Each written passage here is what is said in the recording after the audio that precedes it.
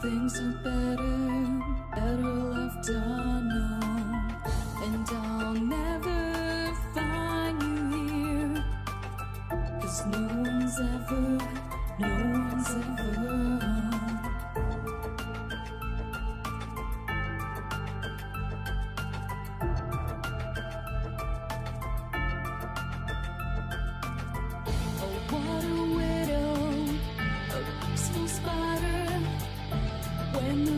Is clean, she's a sneaky hider.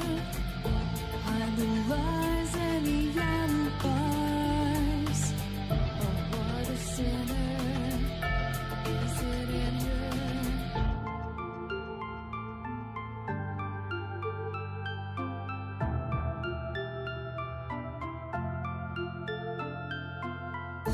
What's the truth in this riddle?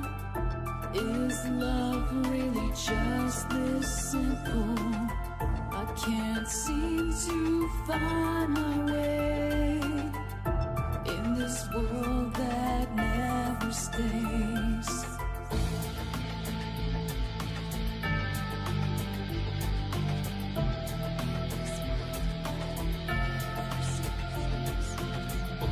What a widow, a peaceful spider. When the glass is clean, she's a sneaky hider. Hide the lies and the alibis. What a sinner is it in her?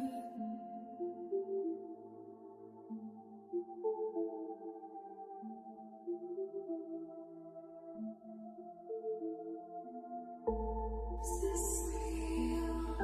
Just illusion? I'm lost in wonderland of confusion. I'm lost in wonderland of confusion. Is this real or just illusion? Manifestation or a dark delusion? Is this real or just illusion? I'm lost in a wonderland of confusion.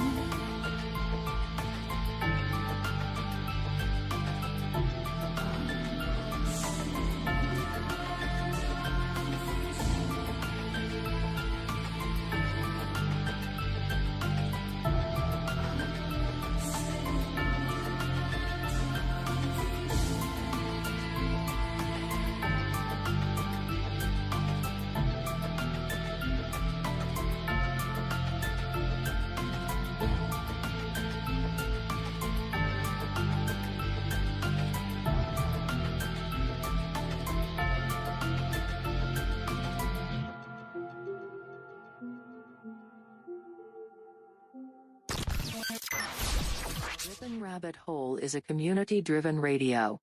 At times the community comments may reveal prejudices and other beliefs that we or our sponsors do not condone. Views or opinions expressed by the community, callers, or guests, are those of the individual speaking and do not represent the views or opinions of this site. Rip'n Common Sense content is intended for mature audiences only. Enjoy.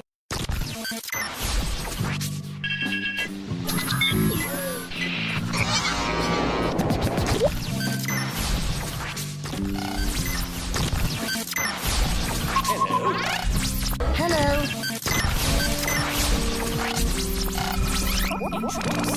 Lasers. Hello.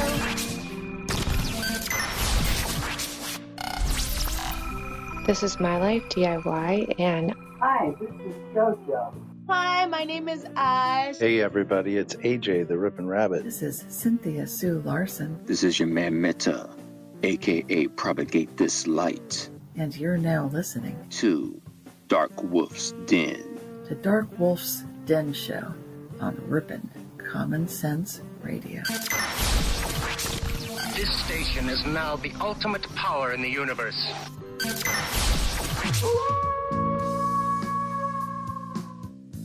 Are ghosts real?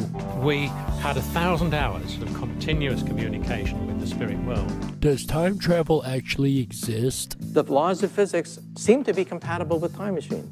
You know, sometimes I wonder about reincarnation, don't you?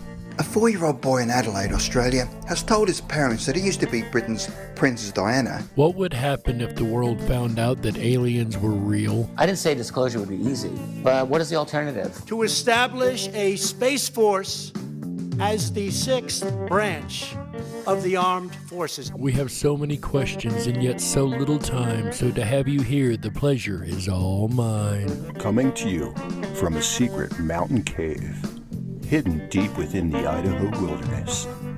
This is the DarkWolf's Den Show. Now, here is your host, Jerry Hicks. That's right, I am Jerry Hicks, also known as the Dark Wolf, and we are broadcasting live worldwide from a secret mountain cave hidden high up in the beautifully snow-covered peaks of the Idaho mountains. That's right. We're ripping through the electromagnetic soup, tearing through the atmosphere, and tunneling away into your radio like a quantum particle. This is the DarkWolf's Den Show for Wednesday, March 10th, 2021.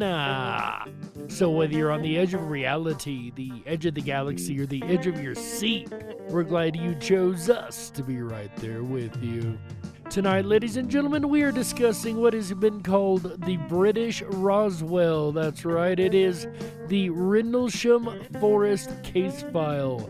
Instead of going over a multitude of case files, tonight we're going to dig deep on this one and see what can be gleaned from the information, if anything at all. This is an incredibly intriguing case, and one that I hope you guys enjoy, ladies and gentlemen. That is the Rindelsham Forest case tonight, Wednesday, March 10th, 2021, on the DarkWolf's Den Show. But first, today in history. On this day, stuff happened, and then other stuff happened, and here you are listening to this show. And that is today's, I am totally kidding, guys. I gotta have some fun with it, right? Actually, ladies and gentlemen, it's a pretty cool one. On this day in 1876, the very first telephone call was made. It was made by Mr. Alexander Graham Bell, who said, "Mr. Watson, come here. I want to see you," to his assistant, Thomas Watson. And today, some people can't seem to stay off their phones to save their own lives. And that can be taken as literally as you'd like, right? But ladies and gentlemen, the very first phone call that kicked off the revolution of phones started on this day in 1876. And that is Today in history. You guys really didn't think I'd gotten lazy enough to leave you hanging, did you? Come on now. I always got to have a today in history. It's important we know our history, right? And speaking of knowing our history, when it comes to ufology, a very historic case file is the Rindelsham Forest case file. This is a case file that is filed by both British and American soldiers who were working together in Britain on a base at the time. Well, actually, two bases that were within a 6-mile radius of each other at the time. And this is a case file that occurred in December of 1980. December 26th of 1980, it looks like, is when this began. And this is one of the strangest of the case files I think I've ever seen or heard of. And there are some details in here that are really, really intriguing that we'll get to here in just a moment. But first, a little backstory on why the British and Americans were working together to begin with. So let's dive back down into the rabbit hole of history and find out what was going on in 1980. At the outset of the 1980s, the Cold War had been in full swing for over 30 years, but was now entering a frightening new phase. The recent invasion of Afghanistan by Soviet forces had raised tensions between the world's superpowers, taking them to breaking point. It had also been a primary factor in the election of President Ronald Reagan, who had campaigned on a platform which promised to take more direct action against the perceived warmongering of the Soviet Union. At the time of his election victory, Reagan viewed existing US foreign policy with open contempt. The incoming president believed that the détente which the two main powers had agreed upon was the main reason that the conflict had yet to be decidedly resolved. He was determined to break the will of his opponent by aggressively escalating the funding and deployment of America's armed forces. Reagan's strategy was bold and had been conceived around the central concept that the already failing Soviet economy would not be able to survive an arms race to match his planned increases in military investment. Its inevitable collapse would hopefully result in the country's population taking to the streets, revolting against their government, and forcing political change to take place across the USSR. And if you didn't grow up in the 80s, you would not really be able to comprehend the insanity here. I remember growing up, Russia was always the bad guy. They were always the one that was warmongering and about to attack the U.S. Of course, the Cold War was, like he said, in full swing, and it was not getting any better. And everyone knows, if you don't know, if you didn't grow up in that era, I guess, that is when the USSR split up and became what is today's modern Russia, this federation of states that they now have. That's a lot closer to the United States than what they did have was the full communist USSR, which was a completely different setup. And it fell in the 80s, of course. So this was a big time of political change across the world. Luckily, though, Reagan ended up having an ally in this battle and wasn't alone in this fight. Such an undertaking was music to the ears of British Prime Minister Margaret Thatcher, who held equally dismissive views of the policies and agreements that her predecessors had put in place. Thatcher was quick to offer her American counterpart carte blanche to move whatever military resources he deemed necessary across the Atlantic and into mainland Britain, in readiness for a future strike across the English Channel and onto the European continent. And this agreement led to the allowance of U.S. troops, of course, on British soil. In a move that was typical of President Reagan's wider military build-up, the 81st Tactical Fighter Wing was ordered to phase out its aging complement of F-4 Phantom fighter jets in order to make way for the arrival of the new ground attack A-10 Thunderbolt. And I assure you, all of this becomes important later. As we hear a lot lately in the news, we'll circle back to a lot of this information. Poised ready to counter any perceived Soviet incursions, its 3 sizable squadrons had been deployed across a variety of different European air bases, including 2 which were hidden away in the depths of the East Anglian countryside. Dotted across the sprawling county of Suffolk were countless tiny airfields, which had once played host to the Spitfires and Hurricanes that had vanquished Hitler's Luftwaffe. And it was 2 of these former World War II bases that the airmen of the 78th and 79th Tactical Fighter Squadrons now called home. Whilst half of their number were stationed at RAF Bentwaters, the remainder were housed at RAF Woodbridge, 6 miles to the south. Lying between the 2 American air bases were the 15 square kilometers of Rendlesham Forest, a mixture of coniferous woodland and low-lying wetlands. So the reason we went through all that is it's very important in a lot of these case files to have a full backstory and a full knowledge of the situation going on at the time, because we don't always comprehend and grasp the events of the day when we're many years later, like here in 2021. So it's good to go back and catch those little details of why the Americans were in England to begin with at these 2 bases. And it makes a lot more sense now why they were even split between the 2 bases. And like I said, in between you had 15 square kilometers of Rindelsham forest, open, empty forests. Now, as the dark and cold December of 1980 finally drew to a close around them, the American airmen and their commanding officers carried out their duties with no small degree of apprehension. They had little idea, however, that it was not just the Soviets, they would need to be on their guard against. And once again, with the Soviets at the time, there was a major Cold War, which is basically an information war of the time. And the ability to learn what your enemy's doing while having absolutely no information whatsoever about your enemy, this case being Russia, of course, there was this tension that anything could happen at any time. At approximately 3 a.m. on the 26th of December 1980, the otherwise calm and tranquil atmosphere of the Boxing Day morning was suddenly shattered by the activation of the emergency alert system at RAF Bentwaters. As deafening sirens blared in the rooms and corridors of the sprawling airbase, armed sentries spilled from doorways, sprinting across parade squares and car parks towards their established firing positions along the base's perimeter fence. Amongst them was Airman Steve Longereau, who had been out on foot patrol in and around the base's weapons lockers at the time the cacophonous alarms had unexpectedly kicked into life. As he joined his colleagues manning the nearby fence line, his attention was immediately drawn to something moving around, out in the depths of the adjoining woodland. The inky darkness that usually separated the looming fir and pine trees of Rendlesham Forest was now unnaturally illuminated with an unearthly red glow.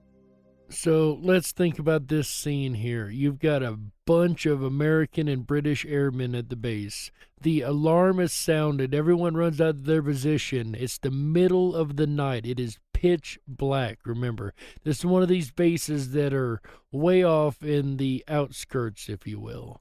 So it's dark, and all of a sudden there's an eerie red glow of a light coming from the middle of the forest where absolutely nobody should be, especially at that time of night. This strange iridescence seemed as if it was being projected by a number of vividly coloured objects, which were hurtling back and forth at great speed. So now on top of this, there are objects that are, it says vividly colored. It didn't really give a really good description on the color, but said these objects are now flying back and forth at high speed through the forest. And it kind of reminds me already of these UFO reports where it talks about different lights that split off of each other and fly in these strange formations in the sky. It's strange to have it that low to the ground, but still yet it does remind me, that piece of the case file does remind me of those previous UFO case files that we've heard before. The assembled airmen watched with a mixture of fear and bewilderment as the bright lights pulsated and flew around in an erratic fashion. Sometimes they would collide and ricochet off one another, resulting in a brief shower of bright red sparks and a loud metallic crash, before they shot off again in opposite directions. Very important details right there. So, number one, when they crashed into each other, the fact that they could crash into each other. Number two, they gave off red sparks when they crashed into each other. That's extremely significant and important in determining what type of metal, if you will, it could have possibly been. Why metal? Because of the crashing sound and the sparks that were produced at the time. We must make the assumption that these were small metal objects of some type that were flying around, perhaps probes of some type, if you will. On a number of occasions, the objects would slowly rise up above the tree line into the night sky, hovering perfectly still, as if they were conducting some form of surveillance on the US airbase. Or the area in general, but once again, I would suggest that they were probes of information of some type. To the staff on duty up in the control tower, the objects were also clearly visible, but bizarrely were giving off no radio signals or radar signature. Two more very important pieces of information. No radio signature was coming off of these craft. Now that's intriguing, because radioactivity would be kind of assumed to be if they had come through space. But that is just an assumption. Second, the fact that they didn't show on radar. Well, we know that these things have a way of messing with electronic equipment and shutting off radios and car things like that.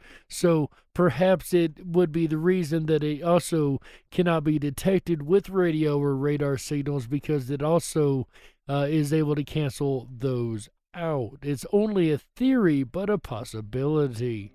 The order was given that all personnel were to remain inside the perimeter fence, and to do nothing other than observe the objects.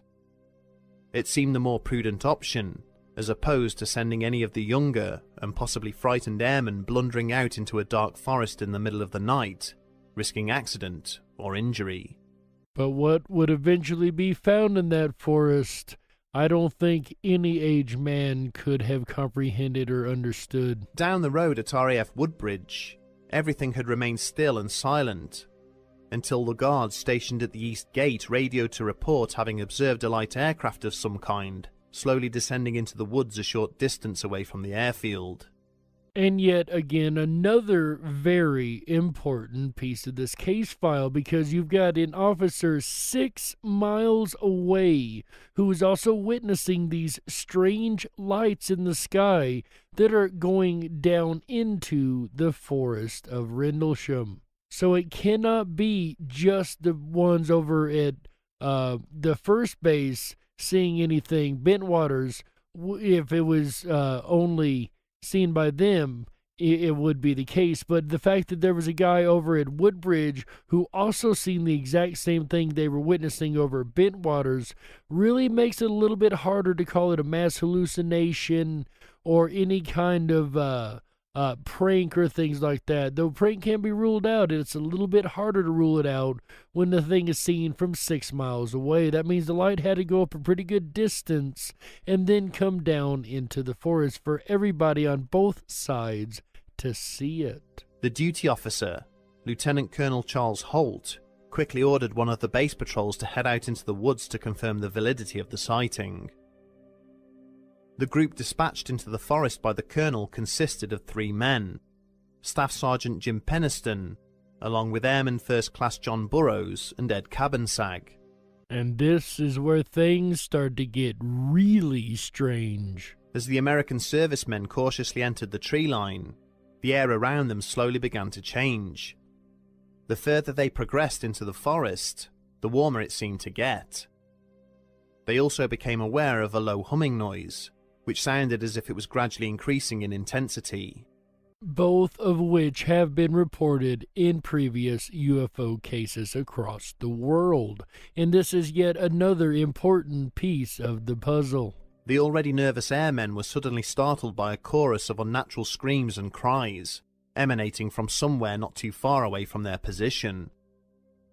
As they quickly struggled to regain their composure, the 3 men realized that what they had just heard was the livestock at nearby Capel Green Farm, which were apparently in the process of being worked up into a frenzy by someone or something. And we know that animals are usually very sensitive to these things, which usually denotes a electromagnetic reason, because we know animals are a lot more sensitive to the electromagnetic spectrum. So they could have something to do with the electromagnetic propulsion system that they theoretically could be using on a craft like that. That is, of course, just a theory, but the fact that the animals are getting worked up just as well as the humans really does denote that there's something going on there. It was at this point that Penniston made the decision for the group to separate. He ordered Cabansag to peel off and follow the tree line for a short distance, heading in the direction of RAF Bentwaters, whilst he and Burrows would instead continue to penetrate further into the depths of the forest itself. They had not gone far when they suddenly came across what appeared to be a strange metallic object, hovering just off the ground in the middle of a small clearing. So whatever this object is, they have come face to face with it right in the middle of the forest. Penniston was a specialist in aircraft identification, and had never seen anything belonging to either the Soviet or American air forces, which even remotely resembled the floating craft he was now looking at. The object was triangular in shape, with a surface that was covered in a combination of large red lights and smaller blue ones, and it seemed to be emitting a light mustard-coloured mist onto the ground below. And here again we have the classic description of the triangular craft, minus the mustard-colored gas coming out of it. That's kind of a new detail I don't normally get in case files. When the 2 airmen slowly advanced towards it, the floating object remained both silent and completely immobile. As he edged forwards, Penniston was struck by the lack of any recognizable features anywhere on the exterior of the craft. One thing about countries is they're really, really good about plastering their name all over any kind of design craft that they build. So for this to have no revealing marks whatsoever is also a very intriguing point. There was no sign of any kind of propulsion or exhaust system, nor any form of steering mechanism. He also noted the lack of any bolts or rivets, with the surface of the craft appearing to be one solid, unbroken structure. And yet another piece of information that we usually glean from a lot of these UFO case files, especially the ones that get a really, really good sighting of a saucer craft or the actual craft itself, they usually say it's completely seamless. Like it was no rivets, it wasn't put together, like it was all one piece, just like he's describing here. Though usually it's the saucer craft that are described like that. Clearly those are not the only ones. Burroughs came to a halt a short distance away and watched on as his staff sergeant continued to walk right up to where the vessel was hovering. Penniston seemed to be utterly entranced by what he was seeing, drawn to a series of strange symbols that were etched into the outer hull of the object, which he would later say resembled ancient Egyptian hieroglyphs. If I'm not mistaken, the Roswell material, as well as other materials that have been acclaimed to be found by UFO paranormal researchers, have claimed to see different symbols and pictograms, if you will, a lot like Egyptian hieroglyphs along the edges of some of this material. So it's interesting that that would just fill in along with other case files also that I have heard. Penniston reached out and was able to take hold of the craft's exterior, describing it as smooth and warm to the touch. As his fingers moved across the polished surface and then onto the engraved symbols, it felt as though they had passed from a pane of glass and onto a sheet of sandpaper. It's interesting that he gives a description of two very distinct and different textures of material, from a glass-like smooth material to a sandpaper-like material. It's very intriguing that that specific description is in there. He could also discern what seemed to be a humming sensation being generated beneath his fingertips. Suddenly, the airman felt a physical jolt, as if a low electrical current was being passed through his body. The hieroglyphs had now illuminated, and he was temporarily blinded by an intense white light, which completely obscured his view. As Penniston struggled to regain focus, he could see what resembled streams of ones and zeros, dancing around at the edge of his field of vision. This sensation continued for several minutes, before abruptly coming to an end, and causing the staff sergeant no lasting pain or ill effects. The two airmen then remained in position, observing the hovering craft for a further 45 minutes, taking notes and drawing sketches of it. 45 minutes they stood there sketching and drawing and taking pictures, if you will, of the craft. Hand-drawn pictures, mind you. But still, a lot of data garnered, or can be garnered, in 45 minutes. And these ones and zeros, Jim said, went through his head for many, many years, and he actually wrote them down, and they have been translated, and I happen to have the translation right here. The next day, Jim Penniston started to see ones and zeros in his mind. He couldn't explain it, but he knew he had to write this down in his notepad. But when Jim and John Burroughs reunited in 2010, this UFO encounter started to get very interesting. During John's visit, Jim showed John the original notepad of that night. Now, John couldn't believe that Jim was able to keep this hidden from the world for all these years. John saw that there were a lot of pages within Jim's notepad that had nothing but ones and zeros on them. Now, John realized that this was binary code. Jim never knew that he had in his possession a message from beyond the stars. Jim had no concept of binary code at all, ever, so it's not like he even had any idea what he had in his possession to begin with. Right away, they hired an expert to decode it. And a couple days later, the decoder told Jim and John that there was indeed a message within this binary code. The message says... All right, you guys ready to hear the message that come out of the Rendlesham Forest case from this guy just touching this UFO? What kind of information was perhaps translated to him? Well, you're going to have to wait to the second half, ladies and gentlemen. It looks like the clock has got us. So we're going to go ahead and take a network break right here, and we will be back with the message from Rindelsham Forest in the second half of the DarkWolf's Den Show right after these messages. Don't you touch that dial. That's right. We got to stoke the fires and run off the men in black. Don't touch that dial. We'll be right back. It's the DarkWolf's Den Show with the Animals Radio. That's right. They're wilder than ever. Ow! That's right, your weekend has officially begun. Hi everyone, it's AJ, the Rippin' Rabbit. Are you enjoying tonight's DarkWolf's Den? If you are and you haven't done so already, please make sure to thumb up that video. Hit that subscribe button and ring that bell. You'll get our notifications every time we go live. We're here every Wednesday, Thursday, Friday, Saturday, and Sunday nights, bringing you the very best of common sense radio, the Rippin' Rabbit Hole. Jerry Hicks and the DarkWolf's Den will return again tomorrow night, Thursday, March 11th, starting at 7 p.m. Pacific, 10/9 Central. Howl along with him as he howls at the Fermi Paradox. I'm not sure exactly what that is. I'm curious, but I'll be back again Friday night, March 12th, with Hoarders. We explore hoarders and hoarding. That's right. March 12th, starting at 7 p.m. Pacific, 10/9 Central. Then Saturday, March 13th, endorphins. Explore the rabbit hole of endorphins. We're going to include an on-air experiment. I can't wait to share my endorphins experiment with you.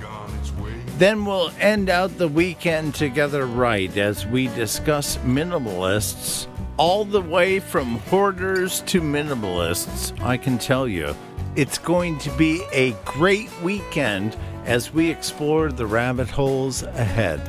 If you have not done so already, please hop on over to the rippinrabbithole.com. That's RIPONRABBITHOLE.com. There you can sign up for your exclusive backstage pass, where we will send you out every Wednesday morning, direct to your inbox, our weekly schedule. We don't share or sell or give away or do anything other than that one email with your exclusive backstage pass sign up, which is going to unlock a bunch of really cool features where the conversation continues down the rabbit hole in our exclusive Rabbit Hole social media network. It's a lot of fun. It really is. Where the conversation continues after the show, down the rabbit hole at rippinrabbithole.com. We'll return back to the DarkWolf's Den Show for Wednesday, March 10th, 2021, as we continue to howl at the Rendelsham Forest incident. I can't wait to learn more. I really can't.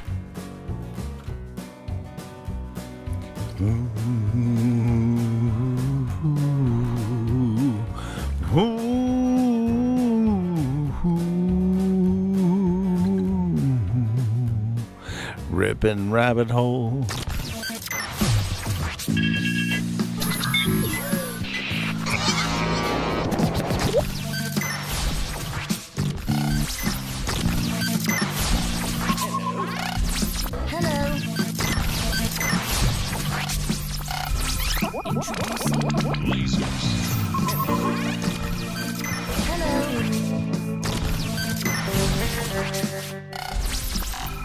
This is My Life DIY, and Hi, this is JoJo.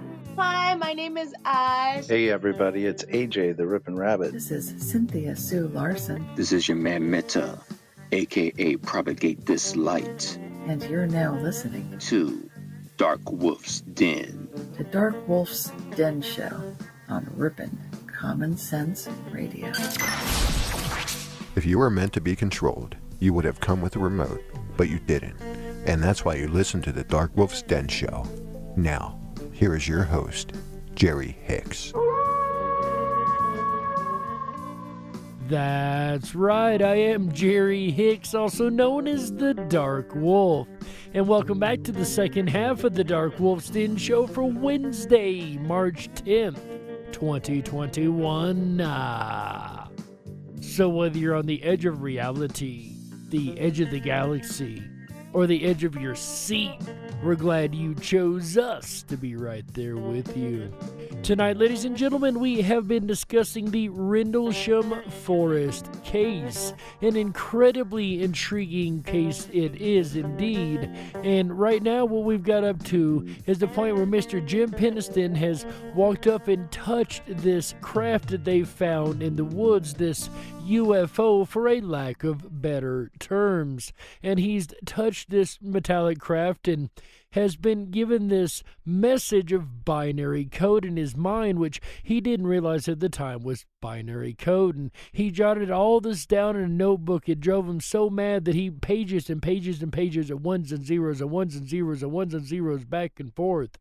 Well, it turns out this binary code wasn't just random. There was actually a message found in the binary code. Check this out, ladies and gentlemen. I have teased it all the way up to this point, but here is the message found in the binary code that Mr. Peniston received in his head from touching this UFO on December 26th, 1980.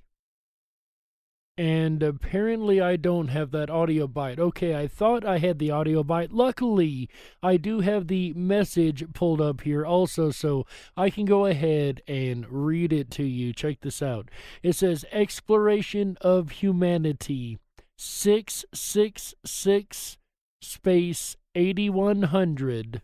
Then it's got some coordinates, which ends up being the legendary place that was thought to be High Brazil on maps for many years.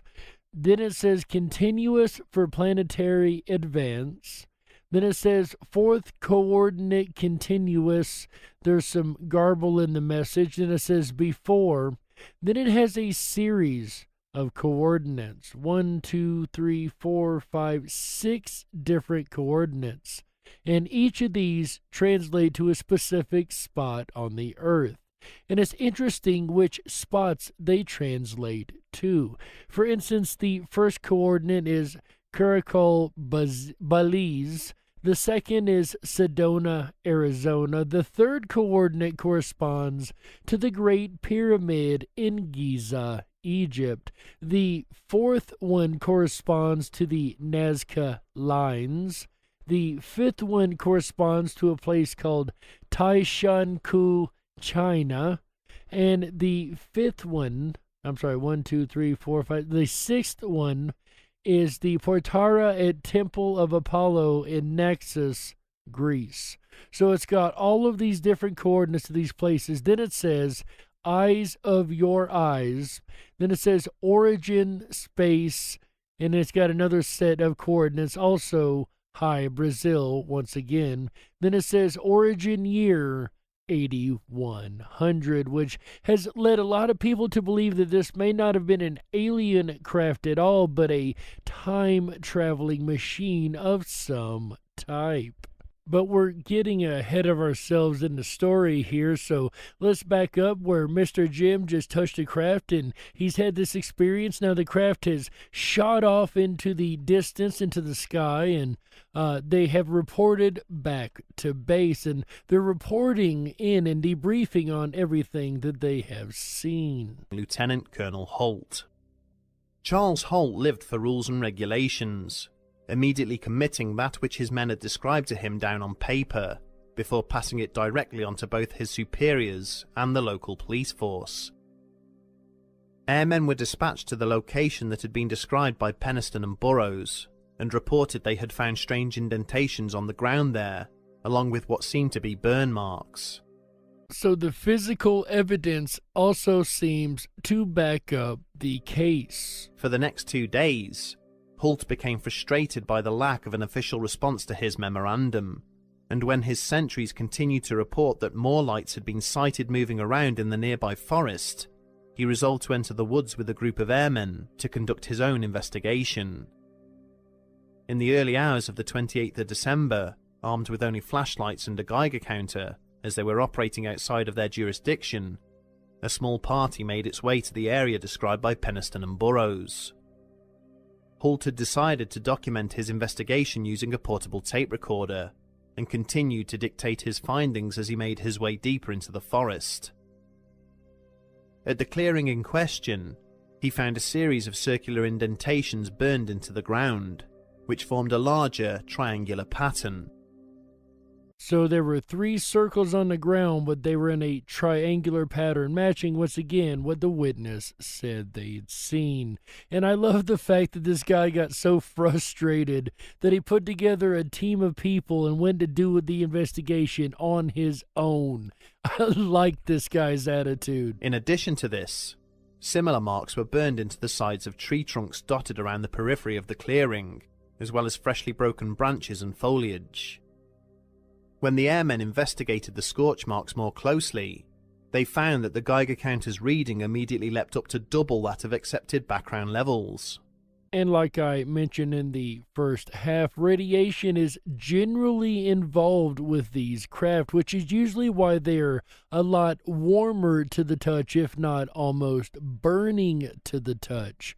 But the radiation usually comes, of course, from going through space, and just the general radiation of space, is thought to be the cause, although we don't know. It could be the propulsion system, it could be a wide variety of reasons, but whatever the case is, they actually have recorded this in many a case file to where these Geiger counters are reading insanely high radiation amounts after events have occurred. Holt continued to document these observations on his tape recorder before one of his men shouted a warning. An unidentifiable red object was approaching them at speed, descending from the eastern skies. On Holt's recording, he describes this object as being like an eye, winking down at the men beneath it. As it now moved away from them, Holt and his group then followed the object for a short distance, where it appeared to explode and then break up into 3 smaller, star-like objects. Once again, there's been a large number of UFO cases that have described this very action just in the sky, not necessarily at a lower ground level. These began to fly around at impossible speed, emitting further explosions and strobe-like effects, at which stage the men elected to return to the safety of the airbase. So it frightened these airmen to the point that they scrambled back to the base for safety. These lights seemingly took up positions over RAF Woodbridge and started to buzz back and forth across the airfield at high speed, occasionally beaming rays of crimson light down on the weapons lockers that were dotted around the base. 3 hours later, they suddenly shot off again back out to sea, passing by RAF Bentwaters as they did so, leaving the American servicemen below wondering what the had just happened. Oh, but leave it to the government to come up with a laundry list of ridiculous reasons.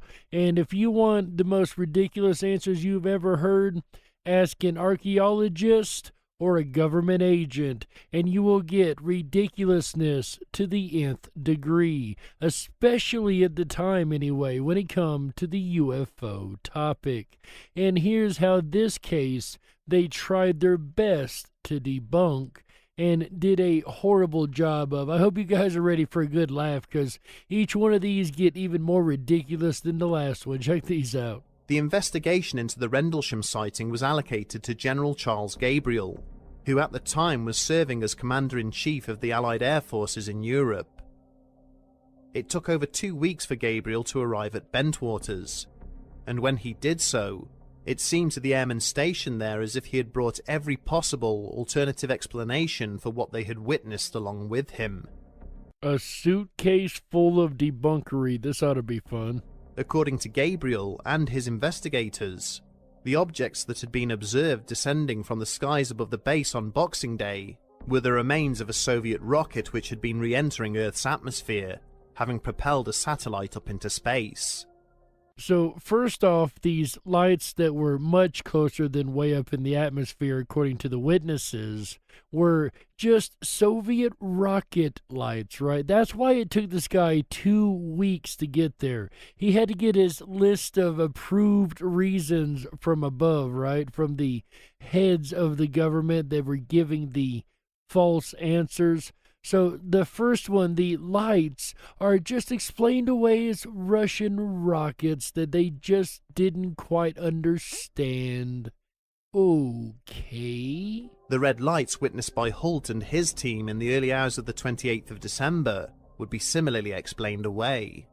Hey, when you got a good lie, keep using it, right? As long as the people will buy it. So, twice, and Charles Holt just happened to choose the other one night by chance that there just happened to be a Russian launch, right? And it probably is no record of said launch. I would almost put money on. I don't know that for a fact, but I would almost put money on there not being a record of a launch on either of these nights. The Orford Ness Lighthouse was located a little further up the coastline from the 2 RAF bases.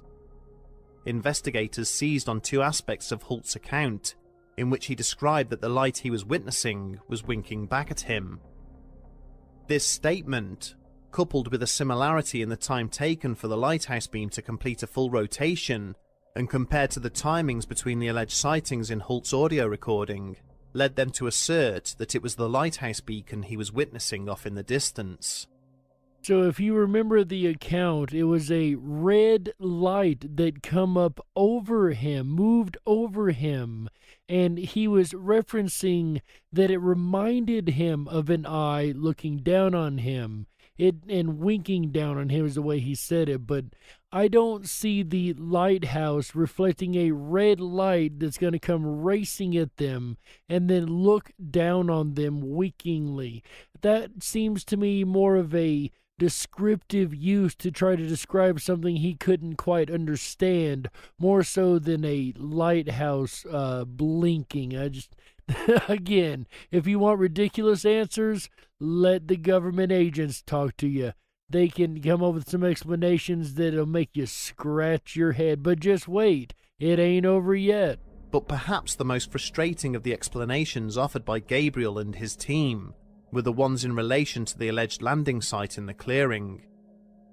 The investigators reported that the indentations discovered on the ground were in fact animal burrows, as opposed to scorch marks.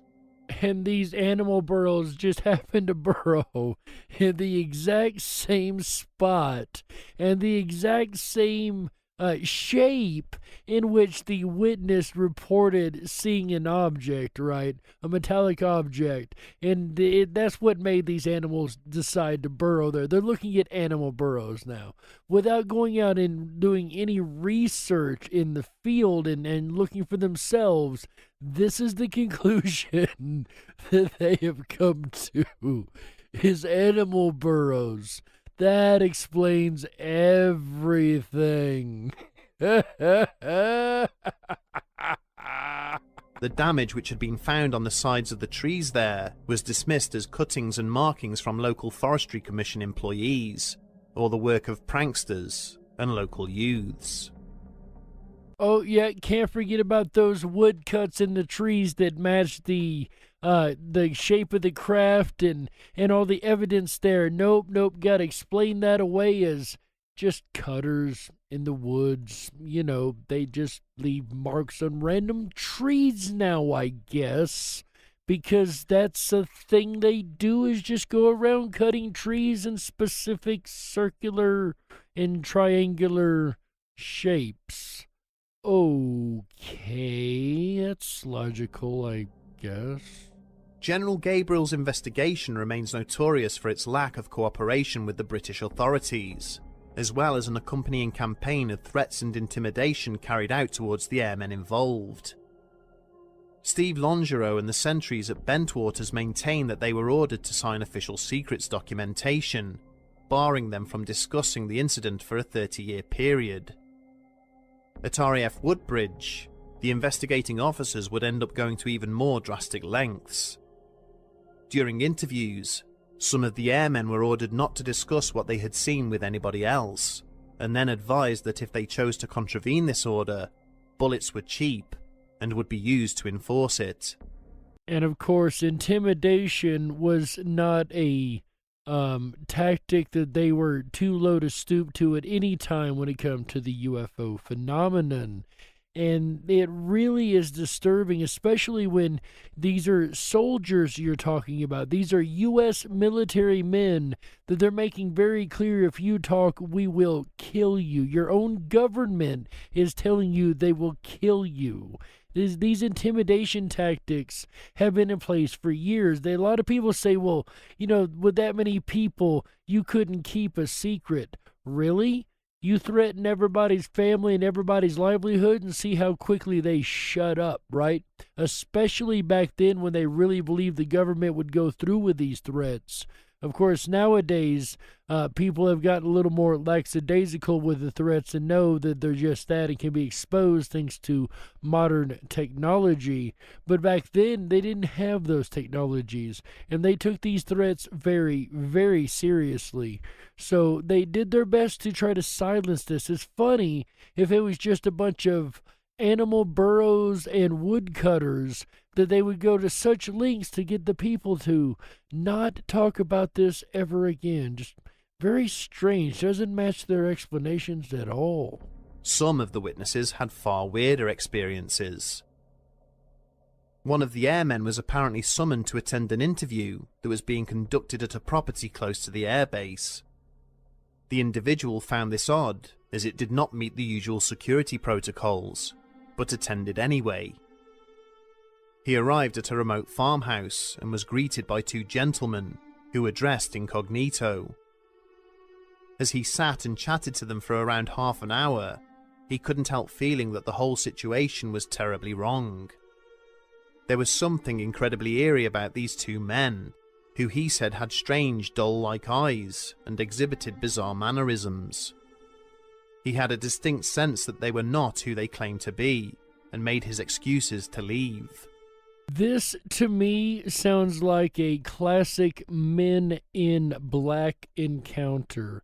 I didn't, really realize it the first couple of times I had read through this case file, but if you look into and listen to the description of the guys at the farmhouse, it does sound like a very MIB Men in Black style meeting. Weird mannerisms, weird dress, just different things like that. It very much matches what we in modern day would call a Man in Black meeting. His superior had no knowledge of this summons when the airman mentioned it to him, and demanded to know where this meeting had taken place. They arrived at the farmhouse a few hours later, only to find it dilapidated and run down. It looked as though it hadn't been lived in for many years, despite the fact it had been fully decorated and furnished when the airmen had been there just a few hours before. This whole episode apparently affected the young recruit to such an extent that he had to seek therapy in the months afterwards. I gotta say, even for the 1980s, that's pretty darn good to be able to take a old, dilapidated, rundown farmhouse and make it look like a normal farmhouse, and then hours later it be returned to a dilapidated, rundown shack at that point, if you will. I don't know, there's a lot of strangeness in that. It almost brings to mind the idea of the parallel dimensions and the Men in Black perhaps being just that, these parallel dimensional police of a type, if you will. I don't know, that is totally me talking off the top of my head right there, but an interesting thought if you look into the Men in Black. We might have to do an episode about that coming up. I've definitely got it on the list of topics. I just haven't got it into the schedule just yet. speaking of schedule, let's get back on schedule with our topic here tonight, the Rendlesham Forest incident. And now they're still doing their best to try to explain away these incidents. We've heard a couple of their goofy excuses thus far, and about the intimidation that they have tried to force upon these witnesses. But let's hear what other kind of craziness these government agents have up their sleeves. These overt and aggressive efforts to gloss over the incident by the American authorities seem to be in stark contrast to their official findings. If what the men at the two air bases encountered was simply a remarkable convergence of natural phenomena, then why would their superiors go to such great lengths to try and suppress any testimony of the sightings? The same question that I also mentioned a couple moments ago. Why are they so worried about intimidating witnesses to not talk if all they seen was natural phenomenon and regular things to begin with? There should be no reason for intimidation. They should be able to talk about just these natural, wondrous, coincidental series of impossible events. Yes, I did just cuss twice there. The words coincidence and impossible, of course, are dirty words on this channel, but yeah, you guys get the hint, get the point. There's a story going on here. The actions are not matching the words, in other words. Could it be that what occurred does indeed have a more rational explanation than extraterrestrial visitors, but one that would be as equally disturbing to the British public? It has long been speculated that the two air bases were in fact being used by the US Air Force to stockpile nuclear weaponry, despite assurances by Margaret Thatcher to Parliament that this was not the case. And this actually is a huge clue that adds a whole new level to this encounter, because as we've seen in a large amount of UFO encounters, they tend to be found around bases that hold nuclear weapons, to the point that there's been cases of the UFOs literally staying over the bases and turning off the nuclear weapons just to let us know that they could do it. So I think it's a good piece of evidence there that there's a good likelihood that nuclear weapons and nuclear capabilities were available on these bases, and that could explain why these UFOs were seen there as more of a warning, as they've done what seems for a long time, against the use of nuclear weapons. It seems to me if there are aliens that are watching this planet for whatever reason, it would be like the kids have found the matches. It's never going to end well if we aren't careful. So I think at this point it was the aliens, kind of a nod to the American or British government or both. Hey, we know what you have here. You can't hide it from us. That, of course, once again, is my own speculation. Rather than some form of surveillance by an unknown party, is it possible that it was indeed the Soviets who are monitoring the two bases and their defenses? A valid question, I will give it, but given the details of the case file, I just don't see how Russia could be involved in this one. Witnesses who have spoken out claim that the beams of light descending on the facilities were concentrated in the vicinity of the weapons lockers. Was this some form of advanced or experimental Soviet technology trying to probe the American defenses and detect the nuclear weaponry that was allegedly being concealed there? Maybe, but time has moved on 40 years, and we have yet to see technology of this magnitude emerge from any nation, let alone Russia. And of course, if the technology did exist, even in a top secret form in the USSR of the time, when the USSR fell and became what is now modern day Russia, a lot of documentation and information came out of Russia. However, there was not a single bit of documentation about this incident as far as them being involved, or any technologies that seemed even near out of this world, if you will. Not like the Germans, who were known or thought to have been working with UFO tech just as well as the Americans. It seems that the Russians didn't exactly have their hands on UFO tech, and if they did, they weren't doing a lot of work on it. In the decades since the incident, further explanations for what took place have emerged, which vary wildly in terms of credibility. One of these is that the hapless airmen were unwilling participants in experiments conducted by their own government. Some believe that what transpired may have been the result of hallucinogens, or some degree of mind control that the men were unaware of.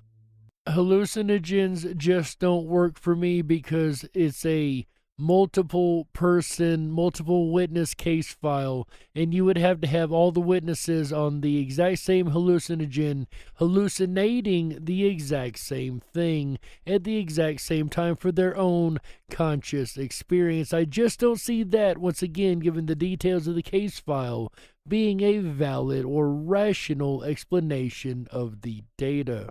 Many believe that neither airbase was simply the forward operating post that the United States Air Force assert.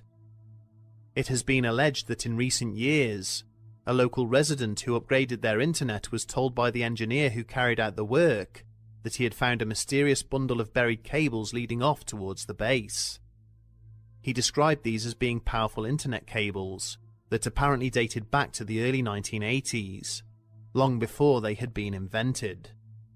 That one does not surprise me as much because we've known for a long time that the government and military-industrial complex, and it is global, make no mistake, Britain's just as in on it as America is, but the military-industrial complex is at least 50 to 100 years minimum ahead of the general public, so it's a very good likelihood that they had the capabilities of high-speed, strong internet cable long before the public had the realization or the sudden invention, if you will, of the high-speed cable.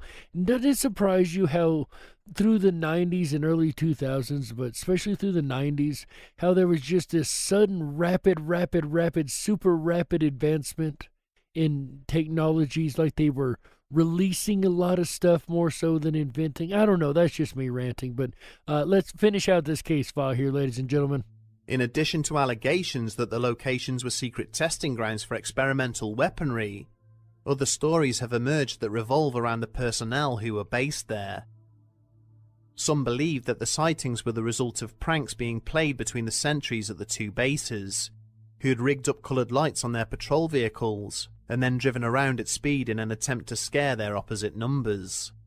Which I mentioned prank earlier and the possibility of it being a prank, but again, if that's the explanation that it was a rigged up Jeep, I don't see that being a falsely identified triangular shaped vehicle that had the different symbols that were described and just the feeling of the two different. Remember, he very distinctly described the feeling of the two separate areas of the craft, the symbols opposed to the regular craft. Just too many pieces of the case file do not fit this explanation either. It has also been claimed that in August of 1980, a few months before the incident, an SAS team was tasked with testing the security arrangements at the two sites.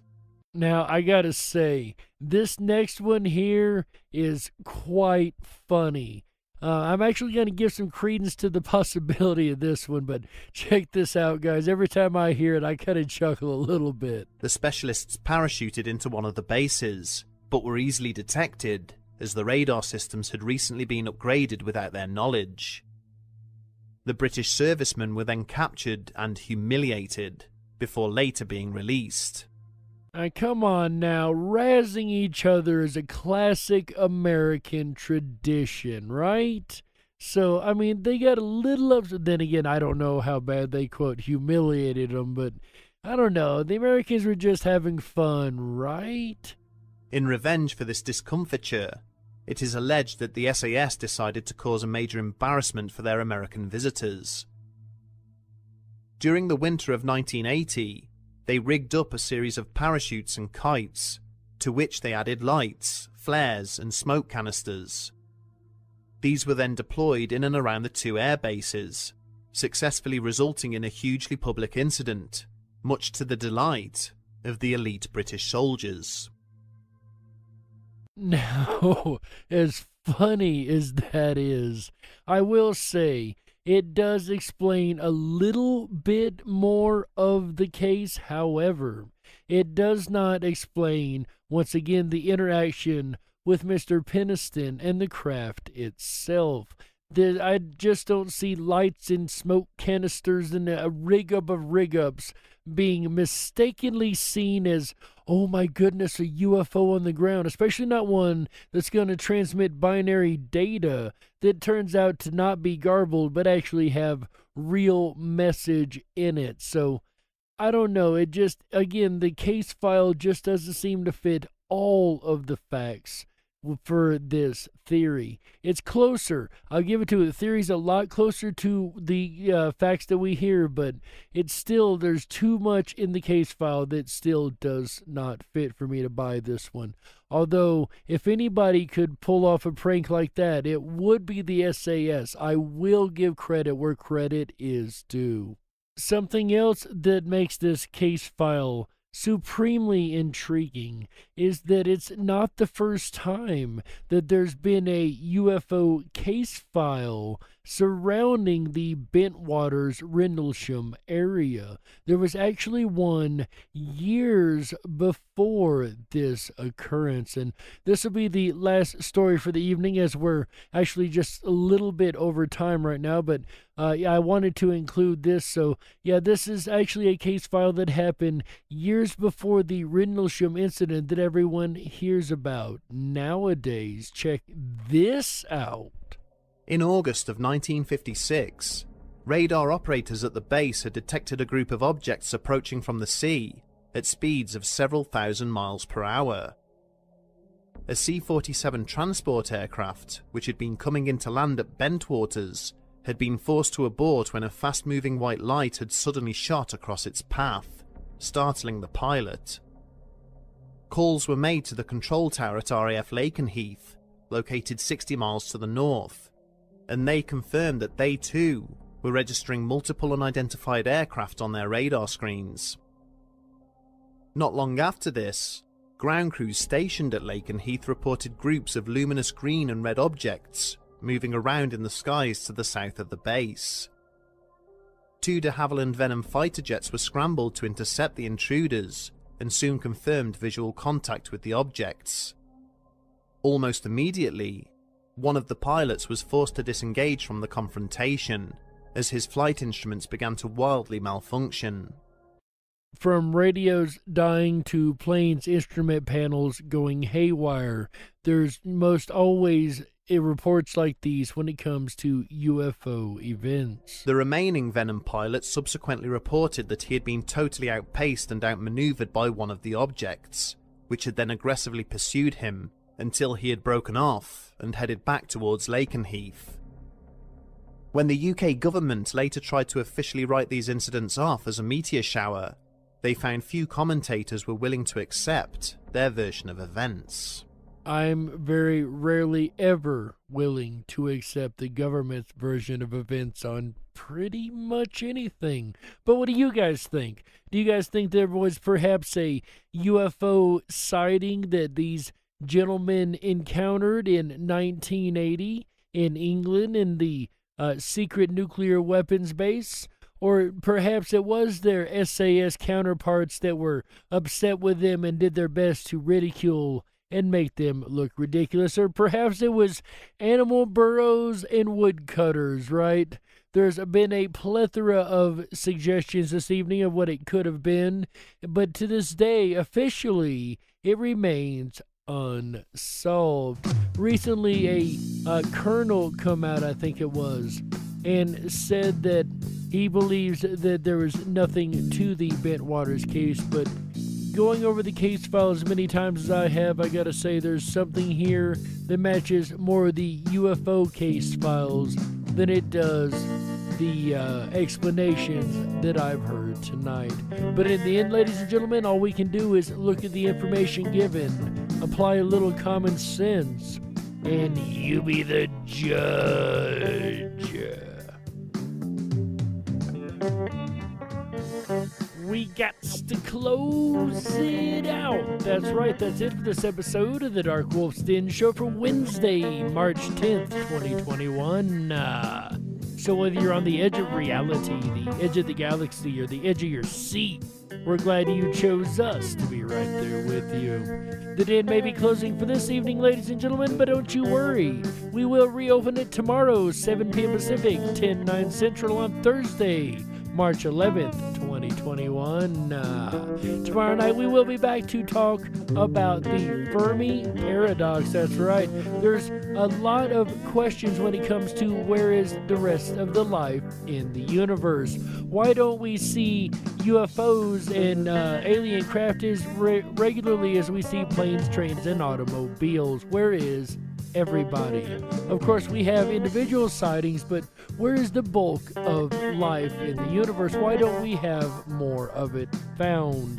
And it is those questions that make up the majority of the Fermi Paradox. Actually, a really amazing paradox. We're going to get into some of the solutions and a lot of the ideas surrounding these paradoxes, ladies and gentlemen. That is tomorrow, Thursday, March 11th, 2021, 7 p.m. Pacific, 10/9 Central, right here on Rippin' Common Sense Radio Network on the DarkWolf's Den Radio Show. That's right.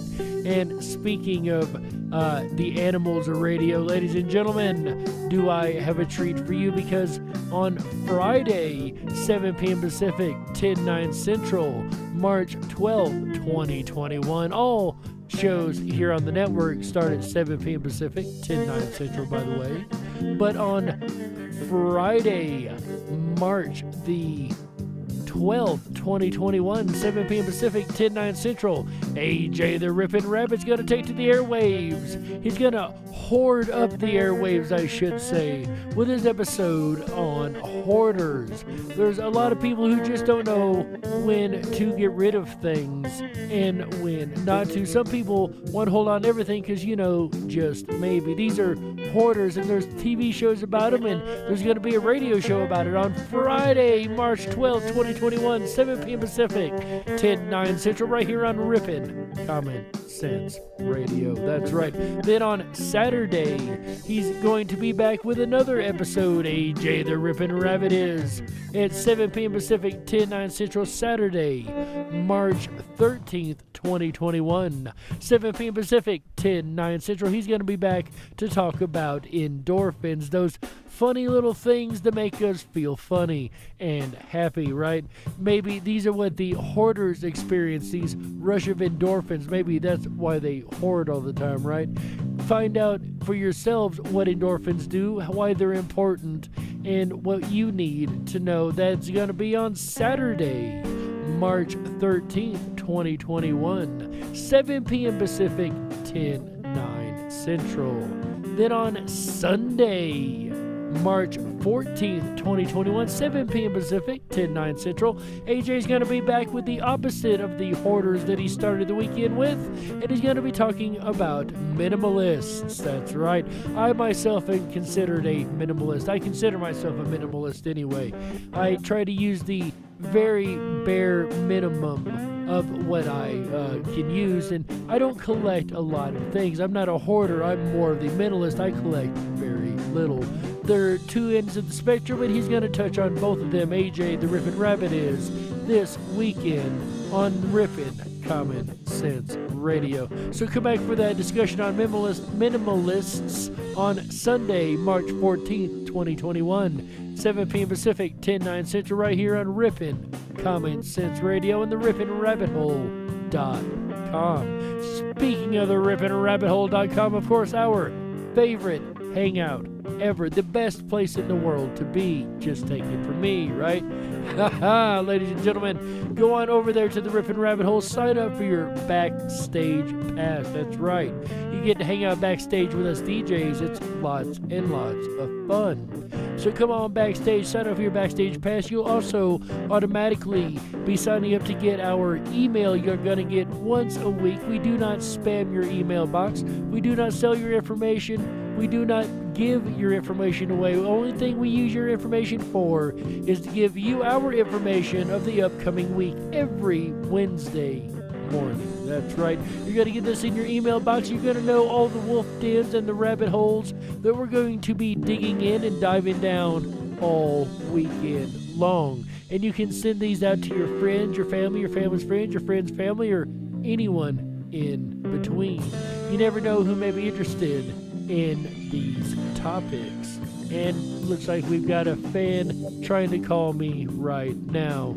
Totally kidding, but I will take that call later. Anyway, ladies and gentlemen, I am going to be calling the rest of the rabbits tonight over in the Backstage 24/7 Lounge. That's right. Our video call forum over there is a lot of fun. Come on over. We've got an international audience, and you get to hang out with myself, and sometimes AJ the Ribbon Rabbit pops in, and our amazing mod team is always over there hanging out, and the conversation is endless and incredible. Speaking of endless conversation, make sure you drop down the rabbit hole over the rippinrabbithole.com. That is our social media alternative. That's right. Instead of being told by the big boys what you can and cannot say, come on over to the rippinrabbithole.com, where your speech will always be protected. That's right, ladies and gentlemen. And on that note, it's time for us to get on out of here. So on behalf of Chick Mandela Effect, Michael Musco, our amazing mod team over here, AJ the Rippin' Rabbit, everybody at Rippin' Common Sense Radio, and can't forget our voiceover friend every week here, Mr. Walt House. On behalf of all these folks, ladies and gentlemen, my name is Jerry Hicks, also known as the Dark Wolf.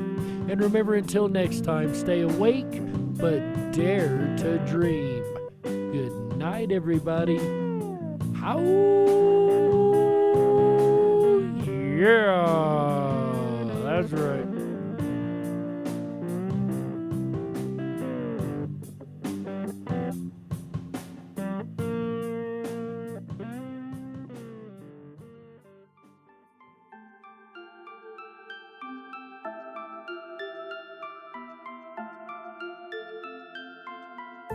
Unlocked and into the dark.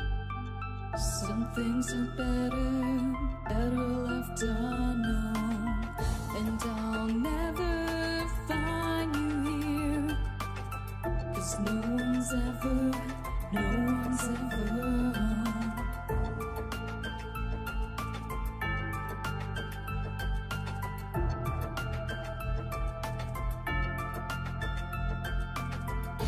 What a widow, a peaceful spider. When the glass is clean, she's a sneaky hider. Hide the lies and the alibis. Oh, what a sinner, is it in her?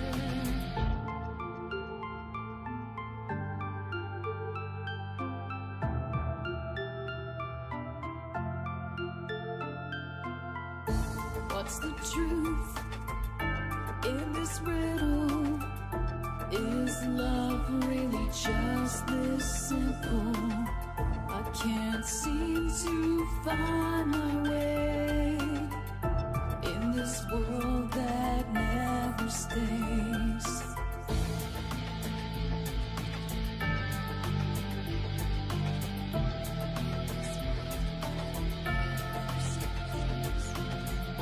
What a widow, a peaceful spider. When the glass is clean, she's a sneaky hider.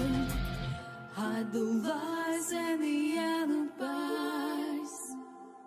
What a sinner, is it in her?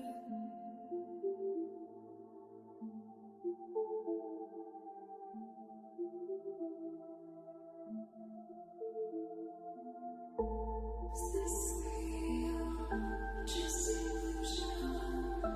I'm lost in wonderland of confusion.